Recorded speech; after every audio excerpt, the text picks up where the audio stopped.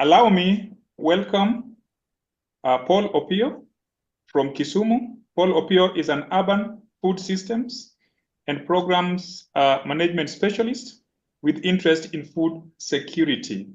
Welcome, Paul Opiyo. Hello, everyone, and thank you for joining us in this webinar. I'll just take a few minutes to make a brief presentation on the context of food system governance in Kisumu. My presentation is going to cover briefly about multi-level governance, multi-stakeholder governance, and then some of the challenges and how we are trying to deal with them. Kisumu City is within Kisumu County, which is one of the 47 devolved units of government in Kenya. This was a product of the Constitution of Kenya 2010 that created the devolved units of government. Now, after the devolution in 2010, then the national government, the National Assembly enacted the Urban Areas and Cities Act, that was also revised in 2012, that establishes Kisumu City as a unit under the county government. So we have a case of a national government, then there is a county government, and then under the county government, there is a city board that is in charge of management of the city. What is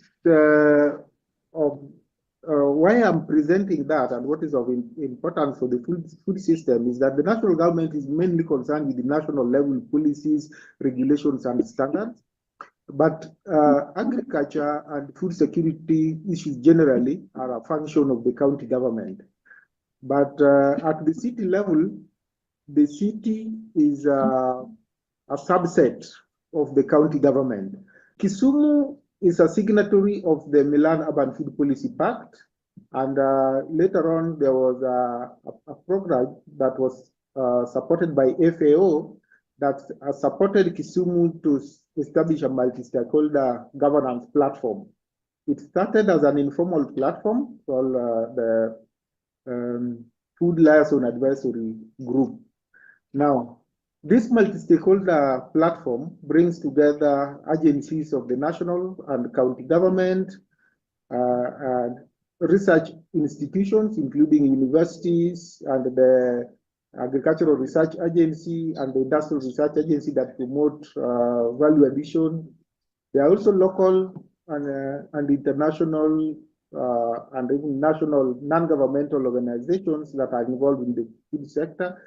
The private sector players, particularly those involved in the food system, from producers, traders, distributors, processors, and even waste handlers, are in this platform.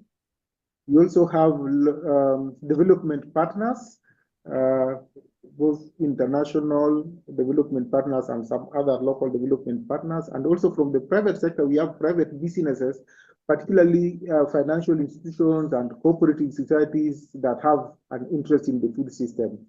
So this multi-stakeholder governance platform was established through that FAO program. And later on, I'm going to briefly talk about what challenges have been facing this platform and how we are trying to deal with them.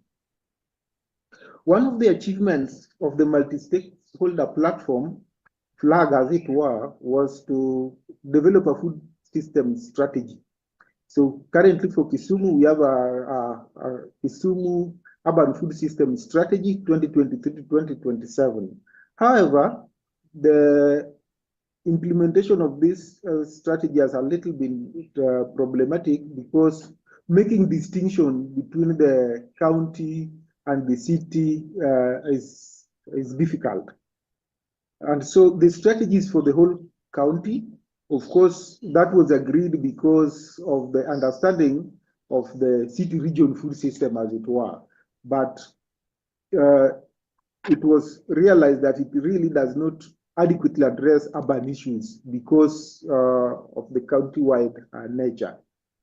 And then at the city level, there is no specific department that coordinates urban food system issues, as the city is considered a department within the larger department of physical planning and urban development that has no food mandate. So FLAC, currently there's a program and we are working to transform FLAG into a food council. So now we have FLAG. This is the Food Liaison Advisory Council of Kisumu. Though it was formed because it was a donor-driven project, but right now, of course, it has been facing those sustainability challenges, and we will be making some recommendations on how that can be done. Now, so how are we dealing with these issues? AfriFood Links is currently working to strengthen FLAC.